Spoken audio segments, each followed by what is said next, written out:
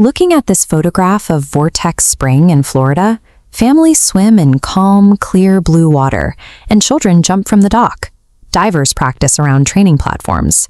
From the surface, it appears entirely controlled and safe, but the danger begins below the waterline.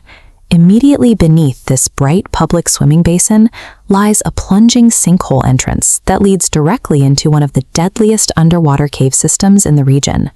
During the early 1990s, this specific cave system claimed the lives of 13 different divers who ventured too far into its hidden depths and failed to find their way back out. This cross-section map shows the physical countermeasure authorities eventually installed to stop the fatalities. At roughly 115 feet down, a locked metal gate was bolted into the rock, officially severing the public recreational zone from the labyrinth of horizontal tunnels. That gate creates a definitive threshold. Above it, a diver can easily swim to the surface. Beyond it, the illusion of safety vanishes, and survival is governed strictly by gas management and absolute physical control. On August 18, 2010, a regular visitor named Ben McDaniel spent the afternoon meticulously preparing for a dive. He studied the area near the restricted cave entrance, checked his equipment, and made notes in his dive log on the shore. As evening approached, Ben called his family for what would be the last time. He put on a helmet and lights, slipped into the calm basin, and descended alone into the dark, murky opening of the cavern. Ben did not have the proper cave certification to go past the warning sign. However, an employee diving nearby saw Ben at the boundary and made the fateful decision to unlock the gate, watching as Ben swam through into the restricted zone. Ben was never seen again. Authorities launched an exhaustive search. Recovery specialists mapped the passages and scoured the tightest crevices of the system. They found 2 dive tanks belonging to Ben near the entrance, but no physical trace of a body. The lack of evidence led to competing theories of foul play or a staged disappearance. Desperate for answers, Ben's family eventually offered a $30,000 reward for anyone who could recover him from the depths of Vortex Spring. The combination of a missing body and a massive cash incentive created a dangerous vacuum. This $30,000 bounty transformed the spring into an active search site, drawing ambitious divers eager to recover the reward. Less than 2 years later, on March 18, 2012, 43-year-old Larry Higginbotham arrived at the spring. Cave divers in the area strongly suspected he was drawn by the unresolved mystery of Ben McDaniel and the active reward money. Larry was not diving with a team.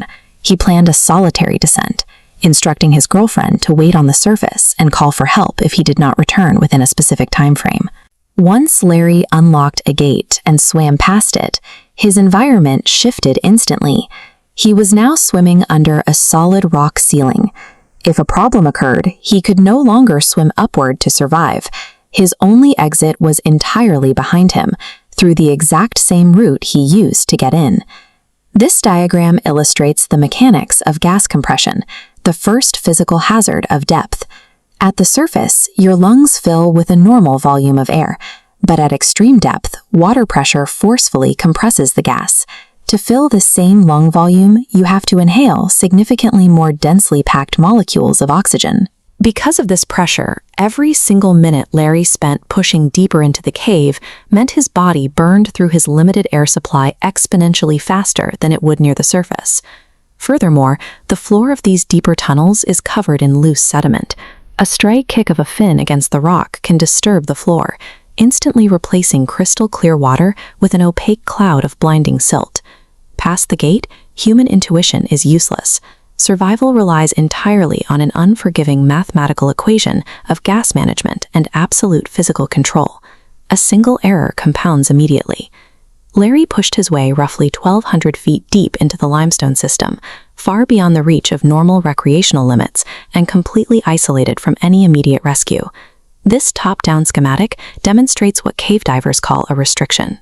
It is a section of the tunnel that sharply narrows, forcing the diver to physically wedge their body and life support equipment through an opening so tight that their tanks scrape against the stone. Larry forced himself into a severe restriction and became stuck. In a tunnel this narrow, a diver cannot turn around. When Larry tried to reverse, his tanks, hoses, and fins would catch like fishhooks against the jagged, irregular edges of the rock behind him. Trapped in darkness and unable to move freely, the biological response takes over. The diver realizes they are pinned in place. Panic sets in, the heart rate spikes aggressively, and breathing becomes rapid and frantic. This physiological feedback loop is fatal at depth.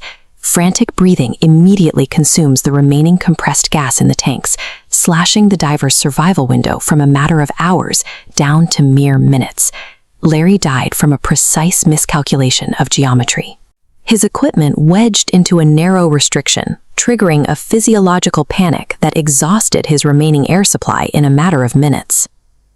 On the surface, an hour and a half passed without bubbles rising to the basin. Larry's girlfriend realized he was drastically overdue and eventually triggered an emergency response.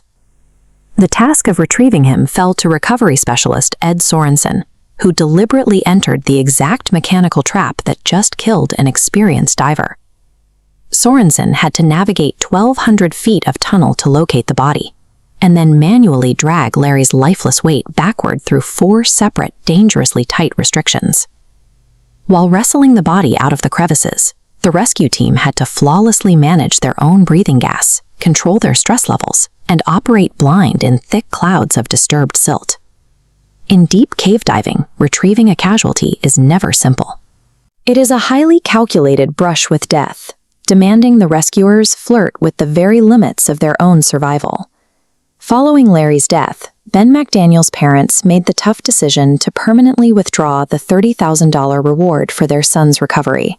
The family realized their desperate search for closure had inadvertently mutated into a deadly lure, drawing another solitary diver to his doom inside the limestone walls. Today, an engraved memorial plaque is bolted to the metal gate at 115 feet. It marks the precise threshold where both Ben and Larry made their final decisions to push forward into the dark. Vortex Spring continues to welcome families and recreational divers on the surface, but the locked gate below stands as a permanent reminder that the physics of the Earth do not negotiate, and curiosity without extreme caution is fatal.